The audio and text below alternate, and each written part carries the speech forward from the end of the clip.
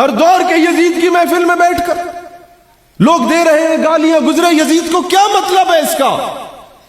اس کا مطلب یہ ہے کہ ہم حسین زندہ باد ضرور بولیں گے لیکن نہیں بولیں گے ڈاکٹر عافیہ صدیقی کو واپس لاؤ، تو ہم منافقت کر رہے ہیں. ہم حسین زندہ باد بولیں گے لیکن یہ نہیں کہیں گے کہ کرنل جوزف اور ریمنڈ ڈیوس جو میرے بچوں کا قاتل ہے اس کو ملک سے فرار نہ کرو، تو یہ منافقت ہے. ہم حسین زندہ باد بولیں گے لیکن پڑوس کے یزید سے ڈر کے بیٹھ جائیں گے کہ میرے کشمیر کو 3 سال ہو چکے ہیں. آج 6 اگست ہے، کل 5 اگست تھا. کس منہ سے بول رہے ہیں؟ کچھ نہیں کر سکتے. کرسی ہے تمہاری، یہ جنازہ تو نہیں ہے. کچھ کر نہیں سکتے تو اتر کیوں نہیں جاتے؟ اللہ وطن کو جو میرے لوٹ رہے ہیں، یہ دیس کے غدار ہیں، مر کیوں نہیں جاتے؟ آل پارٹیز کانفرنس تھی، وزراء بھی بیٹھے تھے، اسپیکر قومی اسمبلی بیٹھے تھے. جب میرا موقع آیا خطاب کا، میں نے کہا اسپیکر قومی اسمبلی صاحب، آپ میں سے کسی نے کہا کہ کشمیر میں میدان کربلا برپا ہے، مجھے بتائیں پھر حسینی کون ہے؟ کہتے ہیں ڈیفینیٹلی کشمیری پیپل آر حسینی. میں نے کہا اچھا، اور یزیدی کون ہے؟ کہتے ہیں انڈین آرمی از یزیدی. میں نے کہا بتاؤ پھر کوفے والا کون ہے؟ خاموش امت ہمیشہ کوفے کا کردار ادا کرتی ہے. ہر دور کے یزید کی محفل میں بیٹھ کر لوگ دیتے ہیں گالیاں گزرے یزید کو. امریکہ سے آج بھی بھیک مانگ رہے ہیں، ہم گالی یزید کو دیں گے. اسرائیل جو مرضی کرے. آپ کو پتا آج ابھی ٹویٹر پہ جائے سب سے اوپر لکھا ہوا ہے کہ جناب غزہ انڈر اٹیک. غزہ کو، فلسطین کو آج دوبارہ سے حملہ کر دیا. جب محرم آتا ہے، ربیع الاول آتا ہے، عید آتی ہے، اٹیک کیا جاتا ہے. جب جب لوگوں کا اکٹھ ہوتا ہے مسجد الاقصی میں، اٹیک کیا جاتا ہے. 1000 سال یہودی غلامی میں رہے.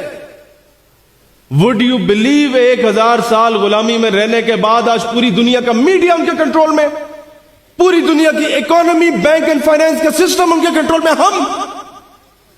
ہم نعرے لگا رہے ہیں. آج سے اپنے بچوں کی تربیت کریں گے کہ CSS کے امتحانات دلوائیں گے. بیوروکریٹ بنے گا میرا بیٹا، اسسٹنٹ کمشنر بنے گا میرا بیٹا، ڈپٹی کمشنر بنے گا میرا بیٹا، DPO CPO RPO بنے گا. بتائیں نا مجھے. لاکھوں لوگوں کے ہمارے مجمع ہوتے ہیں کہ 3rd کلاس SHO ہماری بات سننے کو تیار نہیں ہوتا یا نہیں ہوتا؟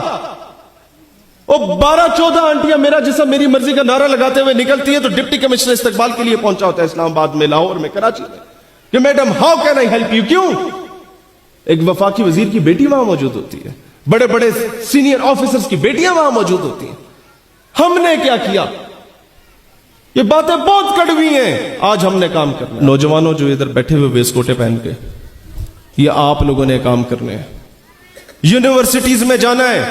مستقبل کا کرنل جنرل، مستقبل کا ACDC، مستقبل کا جج وکیل وہاں سے نکلتا. ہم نے وہاں کام نہیں کر رہے. کیا کریں گے ہم لوگ؟ کس غلط خیالی میں بیٹھے ہوئے بھائی ہم لوگ؟ اس ملک کا 98% طبقہ 0.02% قادیانیوں کے زیر تسلط کیسے ہے؟ کہ انہوں نے سسٹم میں کام کیا. انہوں نے اپنا مذہب شو نہیں کیا، خود کو بریلوی، دیوبندی، شیعہ، اہل حدیث شو کر کے سسٹم میں گھس گئے. آج کہاں پہنچے ہوئے ہیں؟ ہم کیا کر سکتے ہیں؟ ہم آگے 2 نعرے لگائیں گے، وہ اگلے بچوں کو پڑھائیں. یہ 20 سال کے بعد انقلاب نظر آئے گا جب نگاہ فکر میں شان سکندری کیا ہے، خراج کی جو گدا ہو وہ کیسری کیا ہے. فلک نے ان کو عطا کی ہے خواجگی کے جنہیں خبر نہیں روش بندہ پروری کیا ہے. اور بتوں سے تجھ کو امیدی، خدا سے نو امیدی. یہ IMF، یہ ورلڈ بینک، یہ امریکہ، یہ برطانیہ، یہ جرمنی، یہ فرانس، ان کے گٹوں میں بیٹھ کے کشمیر کی بھیک مانگنا، ان کے گٹوں میں بیٹھ کے یہ بولنا کہ جناب بابا فلسطین پر بڑا ظلم ہو رہا ہے، ظلم ختم کراؤ، بتوں سے تجھ کو امیدی، خدا سے نو امیدی. مجھے بتا تو صحیح اور کافری کیا ہے. آستانوں سے ریلیٹڈ پالیسی بنائی کہ انشاءاللہ تعالی جب موقع ملا ہر آستان کے پاس اسی کے اوپر جو چندہ اکٹھا ہوتا ہے اس سے یونیورسٹی بنائیں گے.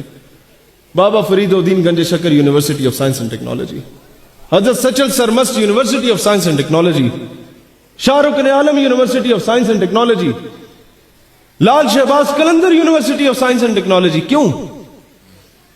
بھائی جان یا تو ہم نے اندھی تقلید والے پیدا کر رہے ہیں واہ واہ سبحان اللہ بولتے رہو بس وہ آوے جاوے نو، یا ہم نے اپنے مریدوں کو بنانا ہے کرنل جنرل ڈی پی او سی پی او، تاکہ پریکٹیکلی کام ہو۔ پریکٹیکلی کام کیا طیب اردگان کے شیخ محمود آفندی نے، پریکٹیکلی کام کیا وہاں پر شیخ نظام الحقانی نے ترکس میں، پریکٹیکل کام کیا امام شامل نے، اپنے مریدوں کی تربیت کی۔ کئیوں کو کہا کہ تم کلین شیو ہو کے پینٹ کو ٹائی پہن کے سسٹم میں گھس جاؤ۔ اقبال چلے گئے، قائد اعظم چلے گئے، حلیہ تبدیل کر کے ان کے اندر گھس گئے، سمجھ نہیں آئی کہ ہو کیا گیا۔ وہ خاموش انقلاب لانا ہے انشاءاللہ تعالی کہ سسٹم میں ایسے جاؤ کہ پتہ ہی نہ چلے یہ ہے کون۔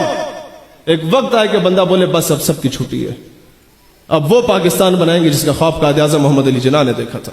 ہم نے جس دن یہ سمجھ لیا کہ ہمارے سینے پہ لگا پاکستانی جھنڈا، ہمارے سینے پہ لگا قائد اعظم کی تصویر، یہ کسی ایک وکیل کی تصویر نہیں ہے، یہ اپنے وقت کے کلندر اور ولی کامل کی تصویر ہے۔ کسی اور کے خواب میں بھی تو رسول اللہ آ سکتے تھے کہ جاؤ برصغیر پاکستان بناؤ، محمد علی جناح کو بیداری میں زیارت کیوں نصیب کرائی؟ کچھ تو تھا اس میں کہ اسی کے ذمہ لگایا گیا کہ اس کے پیچھے ہر مکتب فکر کا بندہ چلنے کو تیار تھا، اس کے پیچھے نواب وڈیرا جاگیردار بھی چلنے کو تیار تھا، اس کے پیچھے ایک عام مزدور ہماری طرح کا مڈل کلاس چلنے کو بھی تیار تھا، اس کے پیچھے یونیورسٹی کا اسٹوڈنٹ بھی چلنے کو تیار تھا۔ That is the leadership quality جو قائد اعظم کی۔ اور کیوں پاکستان کا جھنڈا لگاتے سینے سے؟ اس لیے کہ یہاں پیدا ہو گئے؟ نو، واللہ اس لیے محبت نہیں کرتا کہ میں یہاں پیدا ہوا ہوں میرا ملک ہے، نو، اس لیے محبت کرتا ہوں کہ اس پرچم کو اگر پاکستان کے کبھی غور سے دیکھنا تو اس کی نسبت میرے آقا کے گنبد خضرا سے ہے، اور واحد ریاست ہے ریاست مدینہ کے بعد جو اسلام کے نام پہ حاصل کی گئی۔ دنیا کی ہر ریاست کو اٹھا کے دیکھو قومیت پہ بنی، ایران بنا آریان نسل کی بنیاد پہ، سعودی عرب بنا شاہ سعود کی بنیاد پہ، افغانستان بنا افغانیوں کی بنیاد پہ، ترکمانستان اور ترکی بنا ترکوں کی بنیاد پہ، آذربائیجان بنا آذری قوم کی بنیاد پہ، پاکستان بنا اسلام کی بنیاد پہ۔